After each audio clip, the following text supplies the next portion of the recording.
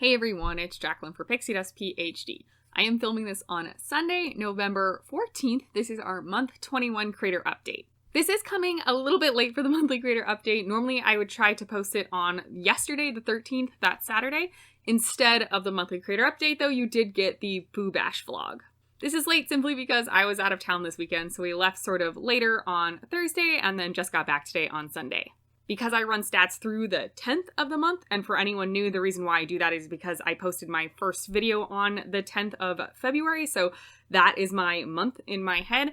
Those analytics don't actually come up until the next day, the 11th, and that's the day we left for our little weekend trip. So yeah, this is a little bit behind, but it's not as bad as it's been recently.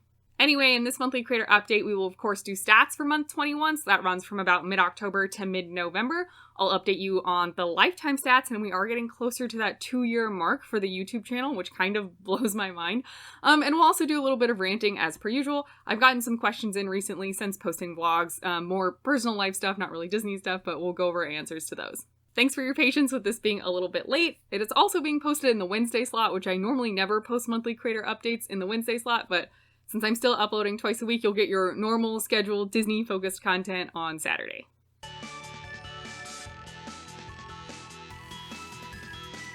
First, let's go over some questions. So I recognize that most of the people who watch this video probably are not necessarily some of the people I'll be addressing in this little rant, but it's fine. Some of this for me is just cathartic. Basically, I learned that I'm the type of person where to let go of something I really need to complain about it, and then it's fine, so this will be me complaining for the most part.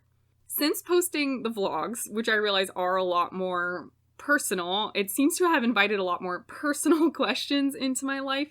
And I want to make it clear that I'm probably not talking to any of you, like a bunch of you I have a really good rapport with. So, Peter, Sean, Lynn, Liz, Jen, like so many, I'm not going to name everyone, but yeah, a lot of you, Jonna, Tara, we go back and forth, we talk, we can ask questions in, either neutral tone or polite ways, and you guys are great. And so some of these have come up with you recently, and I just want to make sure that you know that I'm not annoyed with you specifically. I'm talking about, I've been getting a lot of more sort of anonymous emails or DMs on Instagram from accounts that are like linked to no one discernible. And it's really the tone in the questions and not so much the question itself that's annoying.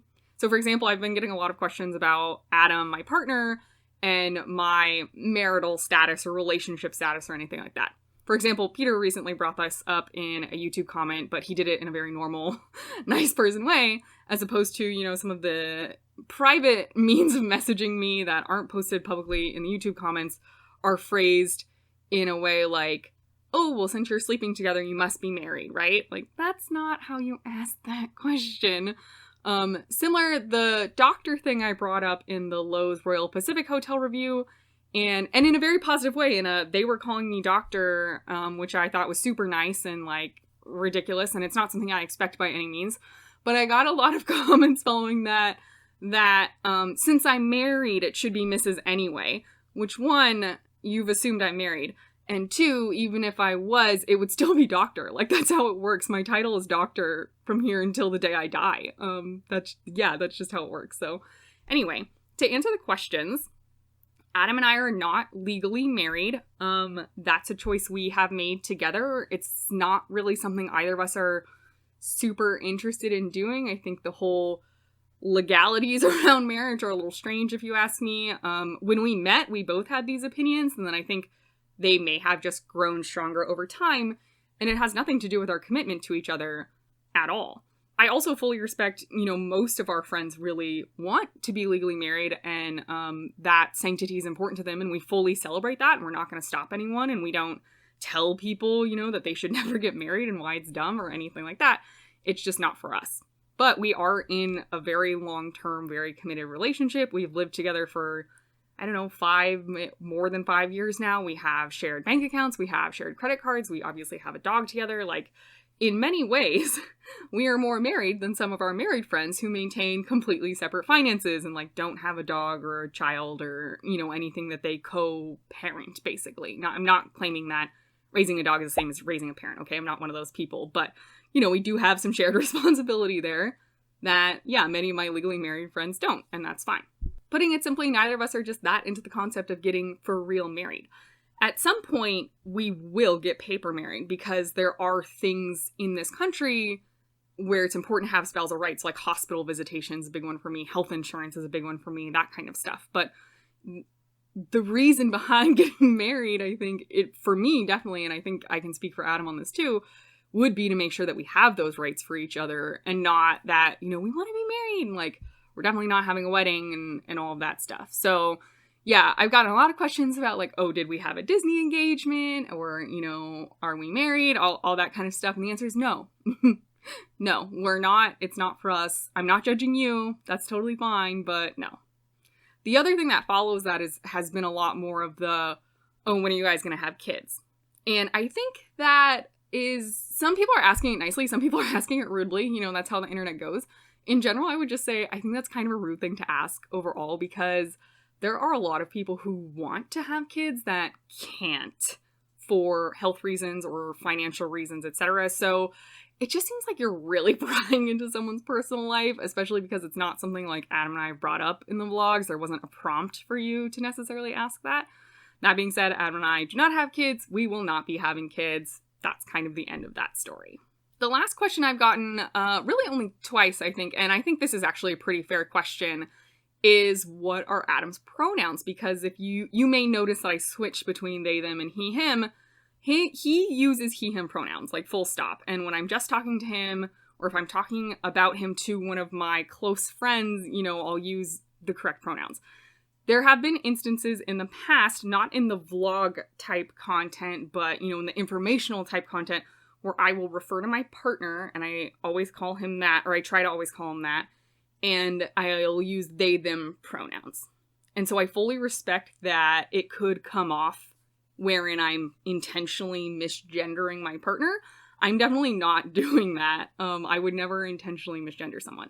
The point of the they, them pronouns in the informational heavy content videos is basically that Adam didn't sign up for this. Like, this is my hobby. This is my thing. I'm putting myself out on the internet for the scrutiny that comes with it. And Adam didn't. And we talked about that sort of before I started the channel, particularly because Adam also has next to no presence on social media. Like, he has a very low internet profile. I mean, it can't be invisible, in this day and age, particularly for a working person. But yeah, he's not on he's not on Twitter, he's not commenting things, he's not following the Disney news or anything like that. So my intent with, being vague about my partner in the informational content has always been sort of shielding Adam from this world. And frankly, I don't think it's necessary that if I'm saying a one-off line about how, oh, my partner prefers beach club over boardwalk, you don't need to know their gender. You don't need to know their pronouns. It doesn't really matter in that instance. Some of it also is to protect me a little bit, because I don't love when people assume my sexuality when I use my partner's pronouns, which happens a lot. And as you can tell, it's happening with the people assuming that I'm married and that I'm a Mrs. and, all these things. So I just wanted to clear that up a little bit. I know it was probably confusing for some folks, but officially Adam does use he, him pronouns. Obviously with the vlog, he agreed to be in those, and so he's more present on the channel now. I would still say, though, that this is my thing, and so I do try to shield him from it, and especially in the informational heavy videos, like the pronouns, the gender of my partner, the person I'm talking about, in a one-off sentence on their opinion or whatever, like, I don't think it matters, honestly. I hope that's cleared some things up for you guys about my personal life. Adam and I, again, are in a very committed relationship, but, we sort of do things our way. I hope you do things your way.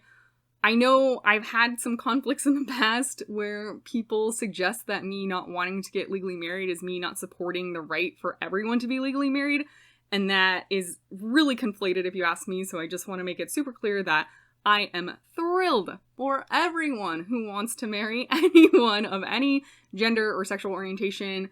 If you guys want to get married, I think that's fantastic, and I'm really happy that you're legally able to do that, and it's a joke that it took this long. My personal desire to not be legally married has nothing to do with my support of others who do want to get married. I think that's fantastic. It's just, I have a lot of reservations about it for my reasons. Adam has a lot of reservations about it for his reasons. Again, we held these beliefs before we met, and, I think just being together, it works for us. Like, we don't need the legal aspect yet at this point in time. And yeah, the kids thing is just not going to happen, so don't expect to see a baby announcement anytime soon or ever.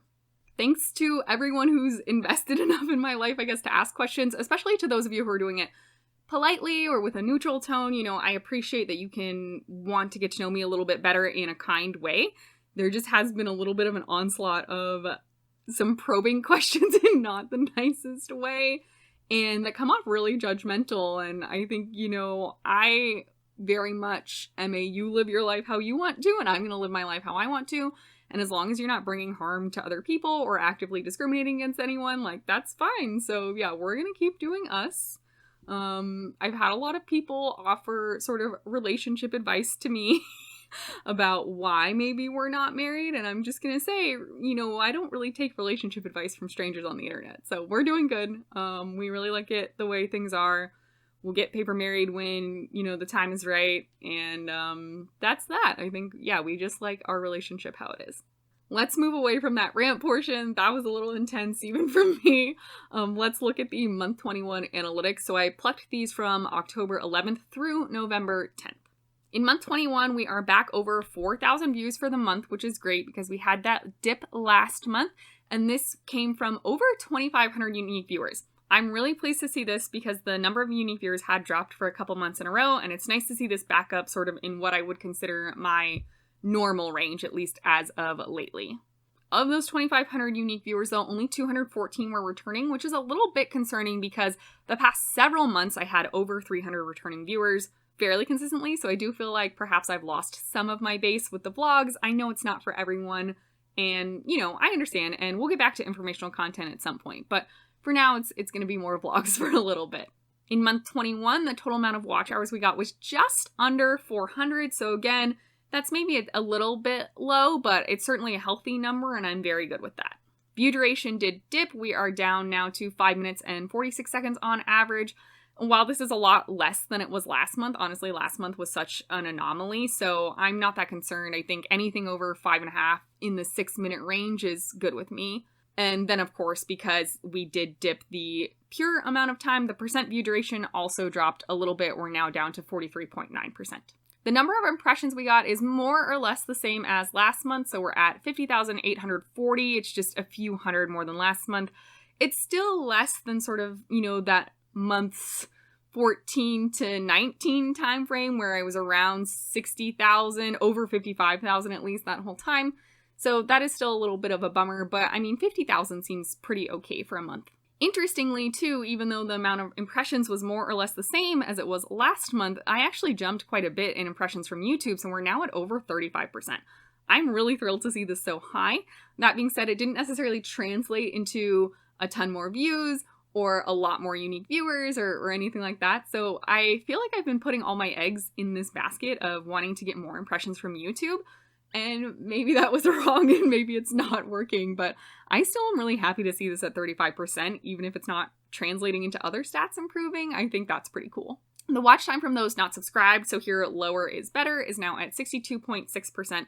So that is a little bit worse than last month, but around 60% of the watch time from those not subscribed means 40% is from those who are subscribed. So thank you so much for subscribing and sticking around and watching the content. I really do appreciate it. But unfortunately, this month was a little bit low. Again, for subscribers, we got 25 new subscribers in month 21. Definitely better than nothing, don't get me wrong, but I wish it was, you know, at least one a day. So I would like to see at least 30 to 31 new subscribers. We had that sweet spot of like 1.5 a day for several months in a row. And back in those times, you know, month 15, 16, 17, I was thinking to myself, wow, if I can build on this, maybe I'll hit 1,000 subscribers sooner rather than later. But we're back on a downturn, but that's, you know, it is what it is. That's how it goes. The top videos this month, once again, we have that PhotoPass video that's obviously getting picked up by the algorithm, so hooray. But then everything else is newer, which I thought was really great because often the new content doesn't start getting watched until like the next monthly period. I'm not really sure why. But so yeah, we've got a lot of the vlog type content. And then the number 2 thing actually is the first YouTube short I ever posted. I am not one for change. Not that I'm resistant to change by any means, but when something new comes out, it usually takes a little bit of effort to learn and figure out, and I was feeling lazy, so I had not done a YouTube Shorts feature before. These are in portrait mode, so meant to be viewed on the phone. I put together this quick short of Chip Dale and then the 100 Acre Wood friends from Boo Bash because it was Halloween and I knew my Boo Bash vlog wasn't coming out for another couple weeks, and I just wanted to put something small and quick out there, and it seemed to have worked. I mean, it got over 500 views, so I'm really happy about that. Moving away from YouTube into other social media, over on Twitter, I now have 804 followers. We have over 800 now, which is exciting, and I'm following 890 accounts. And then on Instagram, just little gains in both. I really haven't been very active on Instagram lately. I gained 4 followers, so we're at 285 now, and I followed 9 additional accounts, so 368. As per usual, you know, I'll think I will try to work harder on Instagram, but I usually just don't. But yeah, Twitter's really fun. Come hang out over on Twitter if you want. Moving over to lifetime analytics, the channel is now at over 47,000 views, so we did break 45,000 this month, which was awesome. And I think we'll probably hit 50 next month, which will be such a great little holiday gift to myself. This has resulted in about 4,800 total watch hours. So again, we broke 4,500 this month, and I'm hoping we'll break 5,000 next month. The average view duration technically went down 2 seconds to 6 minutes and 6 seconds, down from 6 minutes and 8 seconds, but I mean, it's pretty indistinguishable at this point. I kind of wonder if I'll ever break that 6 minutes just because there's so much data pulling this average to the 6 minute point right now. I mean, I think it would take months and months and months of, on average, people watching like the full 20-minute videos, which are never going to happen, right? So I might stop tracking this because it does just seem stagnant, both for lifetime and for the monthly. If you want to continue seeing the stat, definitely let me know and I'll keep it. Really, if you have feelings one way or the other. I feel like it's not super informative anymore, but, you know, I don't mind doing it, certainly, if you guys want to see it. Interestingly, even though the pure view duration dropped a couple of seconds, the percent view duration actually increased 0.1%, which is strange to me, because I do feel like also I've been posting some longer videos because the vlogs tend to be a little bit longer, but maybe I'm wrong. I also do not know how the YouTube Shorts factor into this, and it's pretty easy to watch a 1 minute long short through, you know, much longer than the 42%. The number of overall impressions the channel has is now slightly over 660,000, so we probably will break 700,000 next month, I hope, as long as we keep in the same trajectory that we've been at. And the impressions from YouTube did go up this month because we had such a big month for month 21 in that category, so we're up almost a full percent now, over 25%, which for a lifetime stat I think is pretty good for my channel. Watch time from those not subscribed did dip a bit, which is good in this case, so we're now just under 70%. Again, I kind of wonder if this will ever change too much. I would have to have a lot more folks subscribe, I think, to see movement in this, but I probably will keep tracking this one because I do find it quite interesting. And overall, we're now at 631 subscribers. Looking at month 21 compared to month 20, I think we had a decent month. Views and watch hours were up, which is great. Average view duration and percent view duration did drop, but it wasn't like a catastrophic amount, and that doesn't really bother me that much, honestly. The number of impressions was just slightly up. It is technically an increase, but it's basically the same. But that impressions from YouTube category was way up, so I'm really happy about that. Watch time from those not subscribed was worse this month than last month, but not by much. And we did get, I think, 10 less subscribers this month than last month, which is kind of a bummer, but as per usual, like, I'm not really sure what I can do to incentivize people to subscribe, except, you know, a giveaway, which I don't think I'll be doing anytime soon, so that kind of is what it is. The lifetime things are looking good. I mean, the percent view duration was up a little bit, impressions from YouTube was up a little bit, so we're plucking along for sure. We are nearing the end of the year, and I do think I will hit my goal. I mean, I think I already hit it. I didn't set a strict number, but I said, you know, 600 to 650 subscribers by end of year was my realistic goal. We're at 631 right now, so I feel good about that. My stretch goal was 1,000 subscribers, and yeah, there was that time a few months ago when it looked like that might be possible. I think even then it was a stretch, but it seemed like, oh, if I kept that momentum and built on it, you know, I could hit 1,000 subscribers. That's not gonna happen. It would take a miracle at this point. There's 6 weeks left in the year, and yeah, I need 400 subscribers basically, so you know, that's a bummer. And I will say, just overall, I think it's been 2 full months now that I've been posting twice a week, which is twice as much as I normally post, and my stats are pretty much the same. I know I'm posting twice a week and it's very different content. It's vlogs instead of like informational based content that could help you make a decision about your Walt Disney World trip or about a Disney Vacation Club purchase. So I recognize that they're totally different audiences potentially. I mean, I think there's a Venn diagram. They're not mutually exclusive, but the overlap might be small. I definitely thought that posting twice as much would bump my stats though. I didn't think they would be twice as high. You know, I wasn't expecting to get twice as many views or anything, or even 1.5 times as many. But yeah, to see not any movement, it does kind of suck. I'm not going to lie. Like, part of this is I think I'm cranky because I'm tired because we just got back from this weekend trip. So I had to get up very early to catch the train this morning. And it is sometimes a little bit hard not to let it get to me, but that's okay. With the vlogs in particular, I just liked doing it. Well, I didn't really like filming while I was there, I'm not gonna lie. But now having all this footage and going through it and putting together little snippets of our days, it really makes me happy to have those memories in video form, because also my long-term memory is really, really poor for some medical reasons. So it makes me really happy to know that I'll have those forever. And, you know, when I do eventually forget this trip in not that long from now, I can always reference the footage back. Jim and I were talking about this. I think Jim from Anaheim Theme Park Tourist. I'll put their channel in the description below. How, you know, even if I stop doing the YouTube channel, I don't know if I'll ever stop some kind of vlogging activity now, because having done it once through this trip, it just does, I really like it. Again, I don't really like the process, but I really like having the end product, and it means a lot to me. So even if I'm not racking up a ton of views, even though I'm posting twice a week, or, you know, new subscribers or new unique viewers, whatever it may be, at least I have these memories for me, and I think posting them to YouTube is just, you know, sort of a side effect of that. As far as what's coming up on the channel, there's definitely still a bit more vlog content. I'm not sure off the top of my head, honestly. And I'm hopeful that work will slow down a little bit after about mid-December, so then hopefully I can get back to some informational content. The proposed 2022 DVC annual dues were posted, and I expect those will be accepted and finalized by the board at the Condo Association meeting, which I believe is either December 9th or 13th. I'm not going in person, which is why I don't know the exact date. It doesn't really matter to me that much. But anyway, once those are final, we can take a look at that for sure. I still do want to do an Old Key West for Saratoga Springs topic. I've been thinking a lot about points-wise and also just like room configuration and comfort-wise, you know, does renting 2 studios versus a 2-bedroom, like what would that look like at different resorts for larger travel parties? Also, I do have this almost for sure, it's like 95% sure at this point, Disneyland trip coming up, and it's been surprisingly hard to plan. So I'm thinking about doing like a plan your Disneyland trip from a Walt Disney Worlder's perspective, because I thought it would be really simple and straightforward, because I do have so much memorized basically about the process for Walt Disney World. And it's just not that. Like, there's not even a family and friends list for Disneyland, which I couldn't believe. And so I spent a long time looking for it. I finally Googled and I was like, oh yeah, it doesn't exist. Okay, cool. At least it's not me being dense and not being able to find it.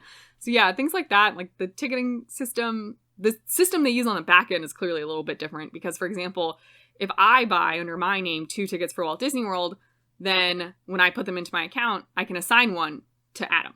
But I think also because there's no family and friends list, you know, when I bought our Disneyland tickets, I could only assign one to me.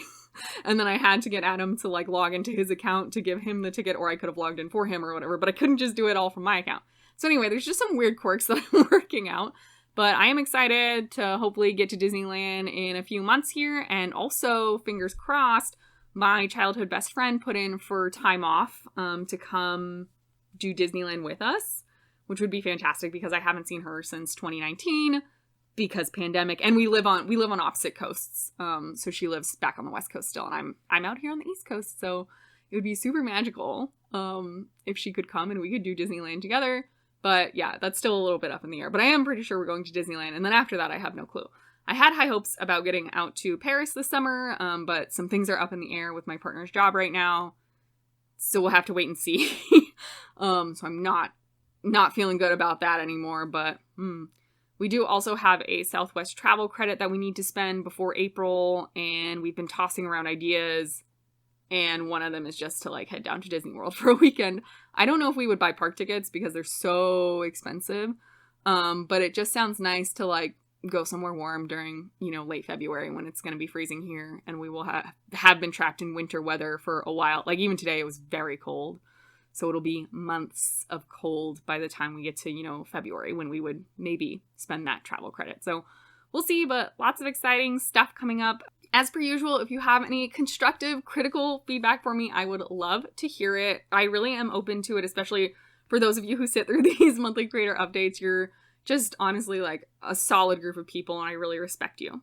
And if there's any topics you want to see or questions you have that you'd like answered, as always, please do feel free to leave those in the comments down below. I hope you've been enjoying the vlog series, but, if you haven't, that's okay.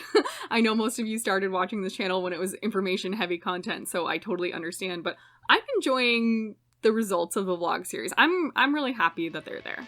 I hope the rest of your day is magical, and we'll see you real soon at Pixie Dust PhD.